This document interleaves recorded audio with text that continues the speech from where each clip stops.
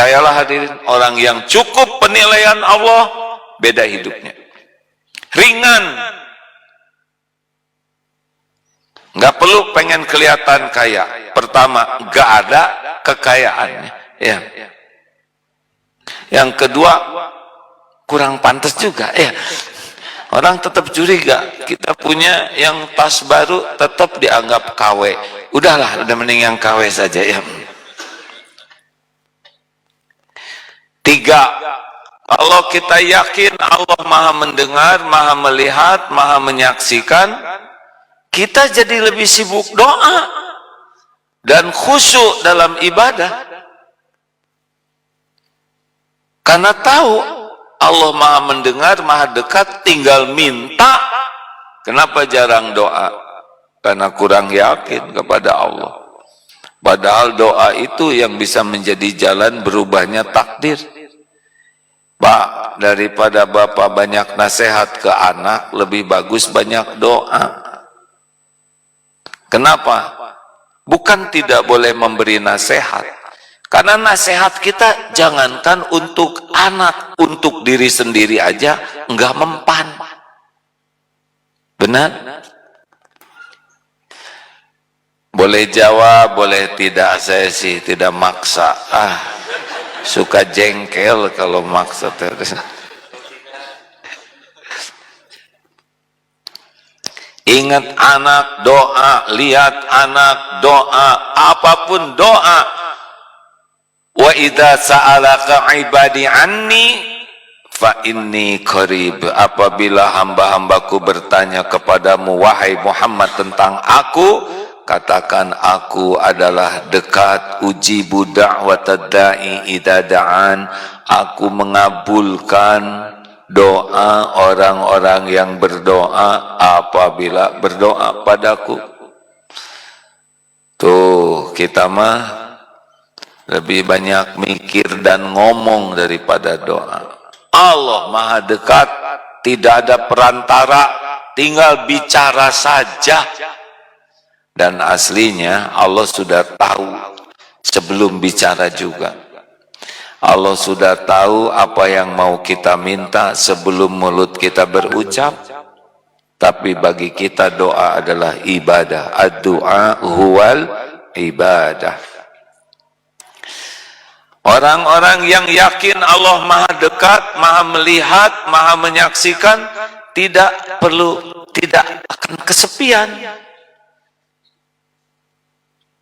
Jadi karena yakin Allah menyaksikan segalanya, jadi kita jadi tahu bahwa Allah sudah tahu keadaan kita.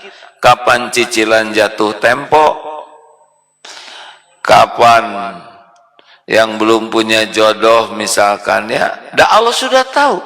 Kita doa menghibah bukan ngasih tahu Allah, karena kita yakin Allah sudah tahu. Kontrakan habis, anak mau bayaran, kita sedang sedih, sedang sakit hati, kita ditipu, tidak ada satupun yang terjadi pada diri kita kecuali Allah Maha tahu. Jadi kalau kita sudah diketahui orang kan sudah tidak ribet, benar? Gak apa-apa, gak jawab juga ya. Nah, ini juga sebetulnya agak menceritakan kekecewaan ya.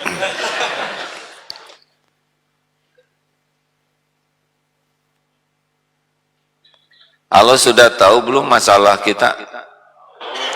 Bagaimana Allah tidak tahu sedangkan terjadinya masalah itu juga dengan izin Allah? Gak mungkin kejadian masalah apapun tanpa izin Allah. Gak ada. Ma asaba min musibatin illa biiznillah. Tidak ada satupun musibah yang menimpa kecuali dengan izin Allah. Apapun, sekecil apapun, gak ada. Coba ketombe, izin Allah bukan? Makanya kecil-kecil, lebih kecil dari kepala. Coba kalau ketombe lebih besar dari kepala, topi namanya. Astagfirullah, ampun ya Allah, dicatat ini. Saudara jangan itu ya memancing saya jadi dosa ya.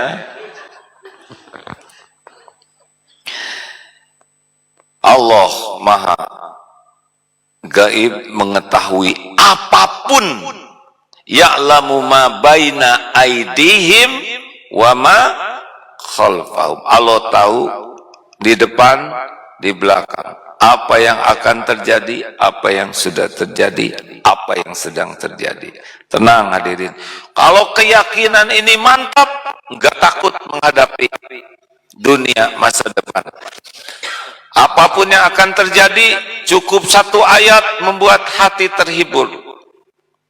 Kulla yusibana illa ma kataballahu lana huwa maulana wa 'alallahi falyatawakkalul mu'minun.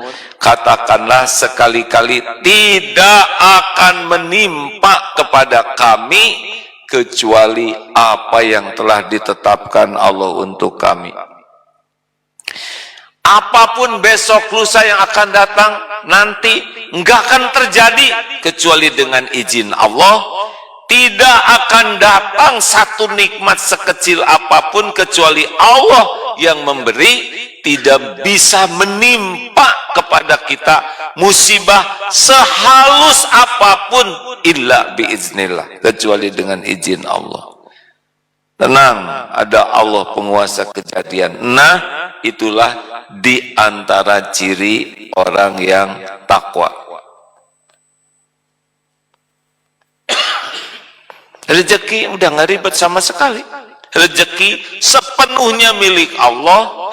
Allah yang menguasai, Allah yang membagikan, kapan, di mana, berapa jumlahnya, lapang, sempit, diberi, diambil, Allah yang mengatur. Tenang bukan? Terserah ya, mau jawab, nyebut tenang baru sambil kurangnya tenang. Belum nyobain, saya lagi nggak punya duit. Ya tenang. Makanya kalau sudah yakin itu tenang Pak. Bisnis dengan iman enggak ribet. Apa yang untuk saya ke saya, apa yang bukan untuk saya enggak akan ketemu dengan saya. Kita ikhtiar, kita doa adalah ibadah. Mau ketemu mau tidak sama saja. Ketemu syukur, tidak ketemu sabar, dua-duanya baik. Ajaban li amril mu'min inna amrahu kullahu khair. Sungguh menakjubkan keadaan orang beriman, semua urusannya itu baik.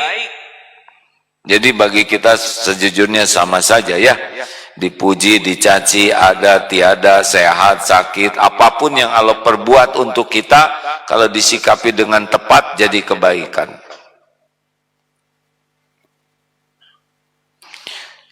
Mikir apa? Masalah kita bukan masalah yang kita hadapi. Masalah kita adalah sikap terhadap apa yang kita hadapi. Jadi begitulah kurang lebih orang yang yakin kepada Allah, ke belakang sudah ridho, memang itu takdir. Ke depan tawakal. Fokusnya sekarang saja. Ciri lainnya beriman ke yang goib, malaikat. Nih seperti sekarang nih, orang takwa dia yakin ada malaikat yang mencatat. Jadi tidak pernah kita sendirian. Ini malaikat selalu mencatat. Ma yalfizu min qaulin illa ladaihi raqibun atid. Tidak ada satupun ucapan kecuali ada malaikat pengawas yang mencatat. Majelis ini ada majelis zikir, ada malaikat yang oleh Allah ditugaskan mencari majelis zikir, dan kalau ditemui dia panggil malaikat lainnya. Di sini ada juga malaikat rahmat. Orang takwa yakin seperti itu. Jadi tidak pernah sendirian dalam hidupnya tuh. Tidak ada feeling lonely.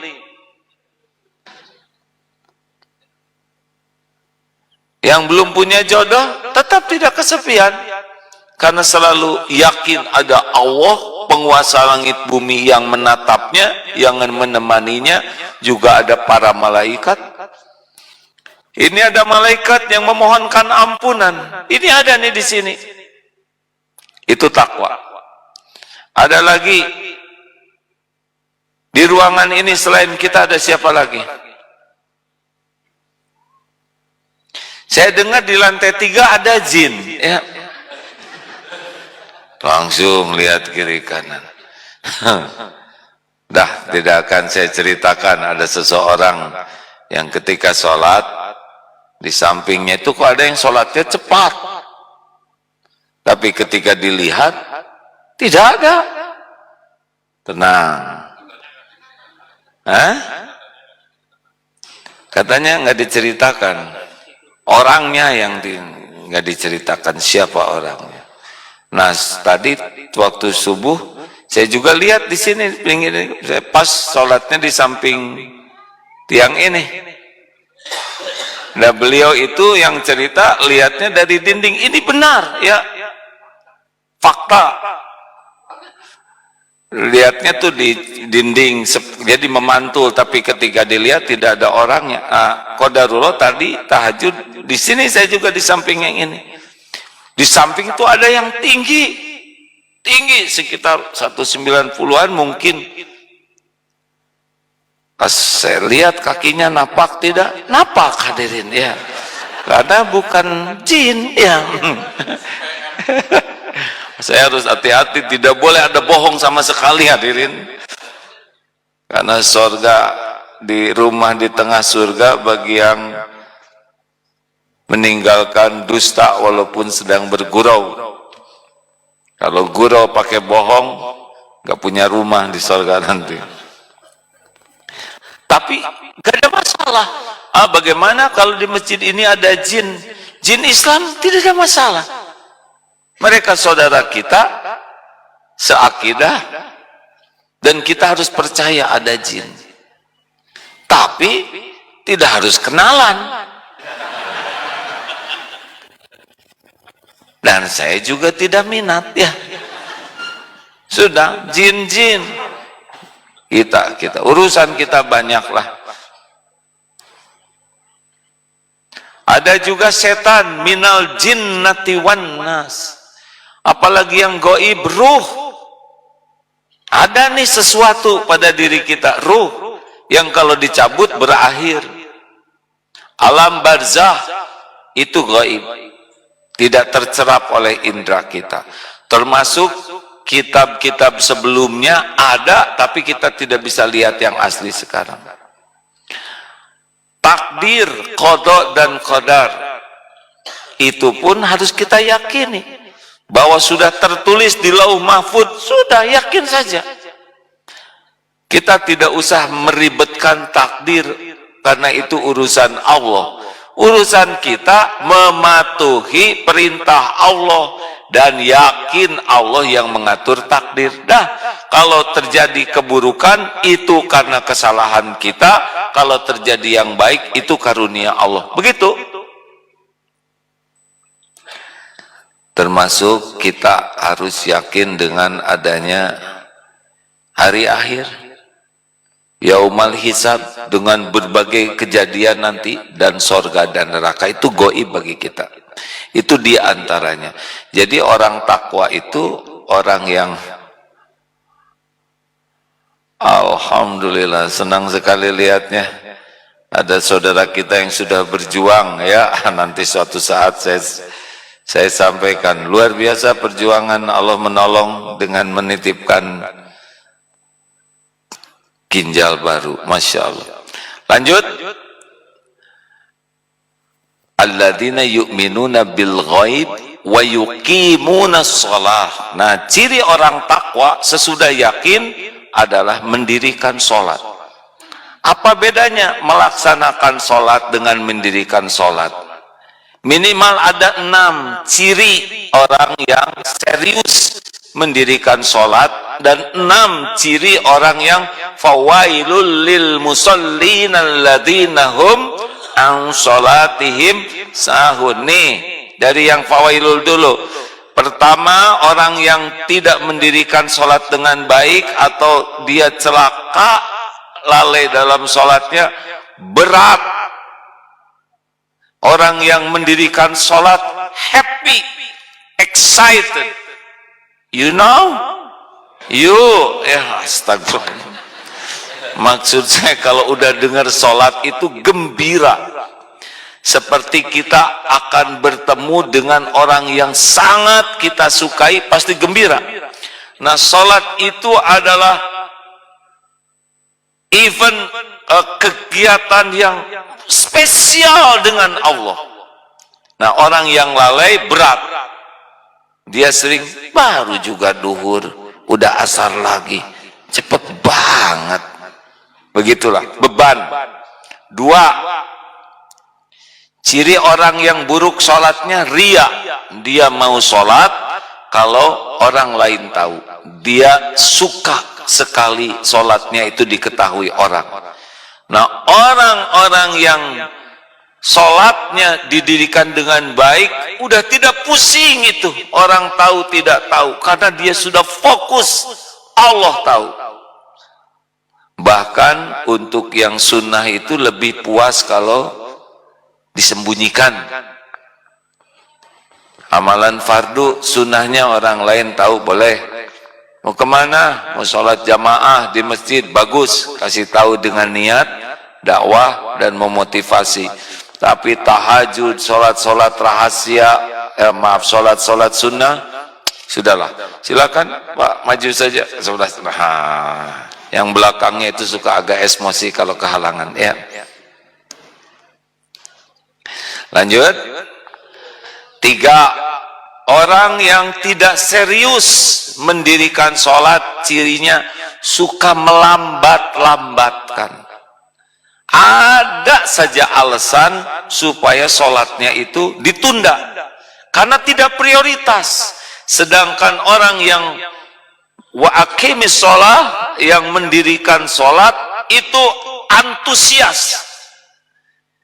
Ke masjid, kalau datang lebih awal, keutamaannya bisa sholat tahiyatul masjid.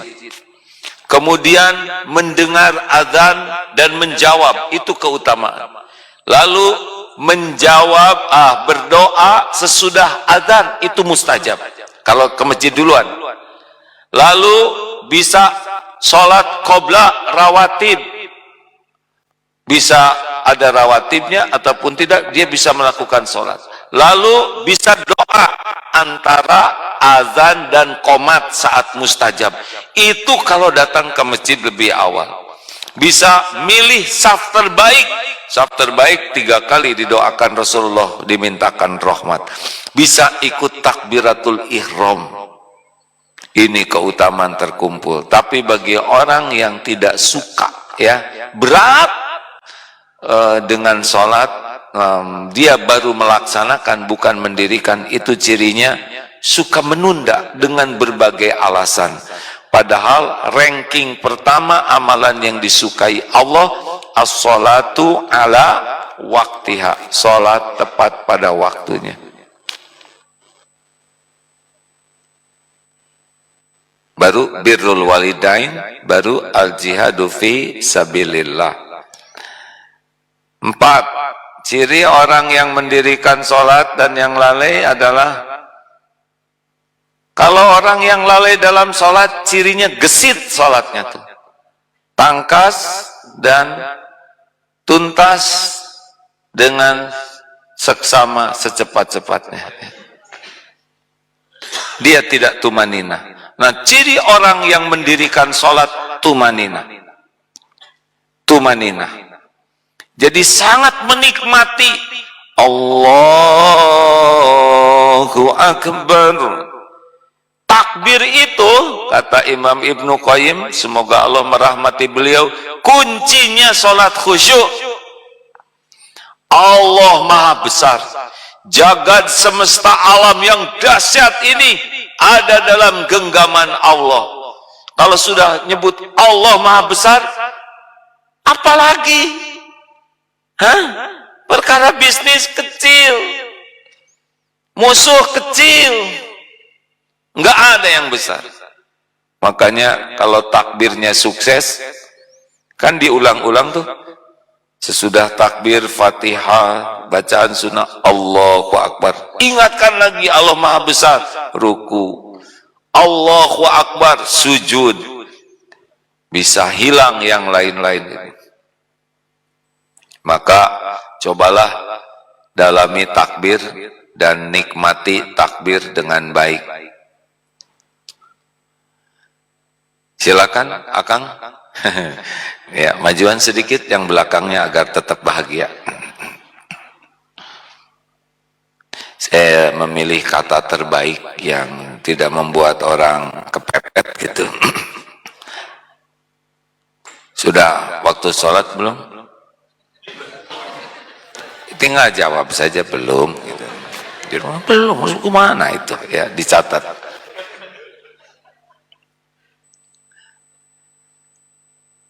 Tadi sampai nomor berapa? Ya, terserahlah pokoknya. Tiap orang punya angka favorit. Jadi, orang yang mendirikan sholat cirinya tumanina. Tadi Ustadz Rosidin, Rabbighfirli warhamni wajburni. Wajburni itu menyempurnakan, dicukupi tuh. Kalau dia kurang apa? Dicukupi. Kalau punya aib ditutupi. Pokoknya disempurnakan. Wa'afini, afini itu afiah, diberikan keselamatan dari segala penyakit, kesehatan, sehat yang bisa membuat taat. Itu semua keperluan itu ada tuh dalam doa sholat. Makanya salah satu sunnah Nabi yang sekarang sering terabaikan adalah tumaninah dalam doa di antara dua sujud. Banyaknya kan Subhanallah, subhanallah, subhanallah, Allah berfirman, Allah Jannah wajib nikmatin wa Allah Akbar, subhanallah, subhanallah, atayatun barakatuh salawatu tibatul assalamualaikum warahmatullahi wabarakatuh. Astagfirullahaladzim, astagfirullahaladzim. Hati-hati, kita aja minta ke orang tidak pernah secepat itu. Saya minta duit sekarang dengan macam ringan. Coba ibu minta ke suami dengan kecepatan sholat. Pas saya minta duit saya buat beli kosmetik ini benar membawa bukan mainan. Kita sudah bisa menduga hasilnya ya. Pasti suami masih obat sakit kepala ya. Tumaninah. Apalagi ciri orang yang lalai dalam sholat. Ciri orang yang lalai dalam sholat, zikirnya sedikit sekali kepada Allah. Jadi orang yang lalai dalam sholat itu zikirnya sedikit. Ini ibu-ibu memang di dalam ini sudah penuh bu? Sudah sesak belum? Itu saya lihat yang ingin masuk. Panitia sing bijaksanaan sudah berjejal-jejal. Ya sudahlah, kita tidak usah mengganggu kerajaannya ya. Daripada saya tanya terus jawabannya jadi bohong, berjejal padahal tidak. Berarti dosa saya yang memancing orang jadi berbohong. Lanjut. Jadi ciri orang yang lalai dalam sholatnya adalah sedikit ingat Allahnya. Sedangkan orang yang benar-benar mendirikan sholat justru wa aqimis sholat lidzikri, dan dirikanlah sholat untuk mengingatku. Silakan dicek waktu sholat, nanti maghrib boleh dicek seberapa kita ingat Allah waktu sholat. Padahal semua bacaan gerakan itu full zikir. Nah orang takwa padat sholatnya tuh dengan zikrullah, maka berefek. Inna sholata tanha anil fahsya'i wal munkar. Allah lihat bagaimana kualitas sholat kita. Sholatnya bagus, rem paham, mau maksiat susah, mau ngobrol tidak berani sembarangan, mau ketemu orang, mau nulis, mau buka HP, tiba-tiba ada rem, sholatnya bagus. Wasta'inu bis-sabri was-shalah, sholatnya bagus, ditolong. Rasulullah SAW kan sedikit-sedikit sholat, ada berita apa, sholat, ingin sholat. Makanya orang-orang yang takwa itu, sujud itu sesuatu banget begitu, dinikmati, karena sholat itu adalah amal yang sangat spesial, tiangnya agama, imaduddin. Pertanyaan pertama adalah sholat, maka ketakwaan itu bisa dilihat dari sholatnya. Kalau lelaki TBM, tepat waktu, berjamaah di masjid, jangan banyak alasan, jangan menunda. Dan yang kelima, berapa? Keenam, sholat yang bagus dan sholat yang lalai. Yang bagus sholat itu sangat senang berjamaah, merasa rugi kalau sholat sendiri, terutama lelaki. Kalau bisa, sudah TBM, tepat waktu, berjamaah di masjid. Sebetulnya begini ya, kita ini diciptakan itu untuk sholat, nunggu waktu sholat, bangun sholat, nunggu duhur. Emang itu, ada yang tanya, kok orang Islam sering banget sholatnya? Dan memang kita diciptakan untuk ibadah. Yang lain-lain itu juga ibadah, tapi bentuknya beragam. Sholat subuh, lalu nunggu waktu duhur, kegiatannya adalah ibadah dalam bentuk ngurus keluarga, belajar, bisnis, kerja, itu ibadah. Nanti sholat lagi, nunggu asar, memang begitu aja. Bukan urusan karir, bukan urusan pangkat, bukan urusan jabatan, itu Allah yang ngatur. Tenang saja, nggak usah segala dipikirkan, bagaimana. Kita kerja niatnya ibadah. Emang rezeki kita karena kepintaran kita?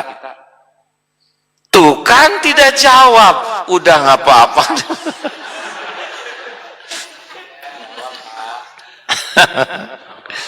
Sabar katanya. Yang nyebut sabar harus sabar.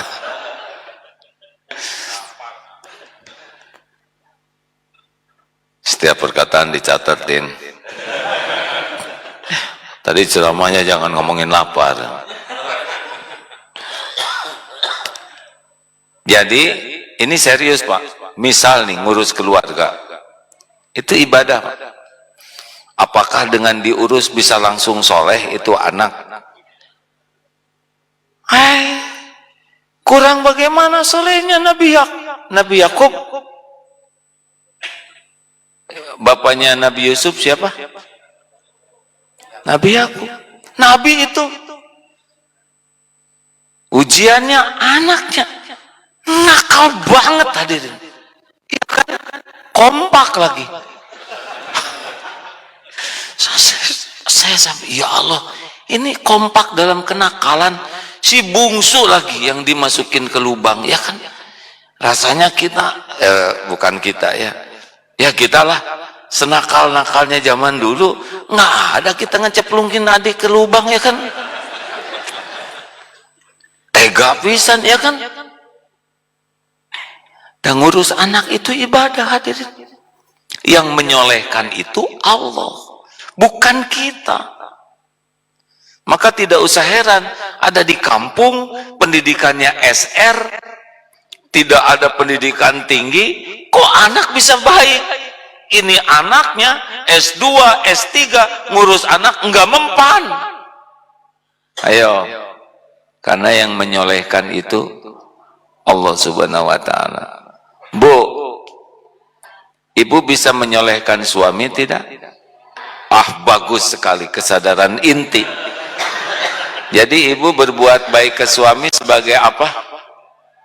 Teori ya. Kalau ibu niatkan berbuat baik ke suami sebagai ibadah, Minimal itu jengkel-jengkel itu. Tidak semua dicatat oleh Allah. Pak, udah tahulah jawabannya ya. Bapak membanting-banting tulang sebagai apa? Nggak ada kerjaan yang tulang dibanting-banting. Kita kerja itu nggak ada kaitan dengan uang kok. Kaitannya jadi amal soleh atau tidak.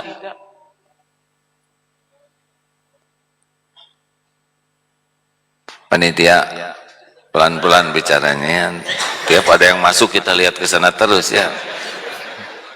Dalam hati. Lanjut.